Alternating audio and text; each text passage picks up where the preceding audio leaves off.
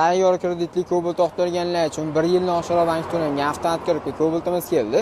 Moshina 2020-yil 4-payizda avtomat ko'rikasidan bo'ladi.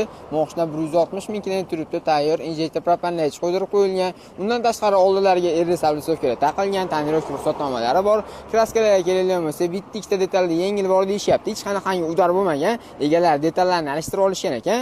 Moshinaga tayyor injektor propanlar qo'yilgan. Undan tashqari 4 yumshoq balonlar bilan 17 taqib qo'yishgan ekan. Kuzovlardan ko'rib tursa chiroyli holatda turibdi. Salon holatlarini ko'rsatadigan bo'lsak, salonlari ham akkuratli holatda, chexol po'llar qildirib qo'yilgan. Moshinaga yurgan probeglar aytganimizda 160 ming kilometr yurgan ekan. Moshina yurish-turish, motor hadovlari ham zo'r holatda turibdi ekan. Kuzovlardan hech qanday salapin o'tib ketgan, qirilib tilib ketgan joylari yo'q. Orqalariga aytganimizda injektor propanlech qo'ydirib qo'yilgan ekan. Moshinamizning narxiga kelgan bo'lsak, egalar 2,5 ming dollarga beramiz deyishyapti.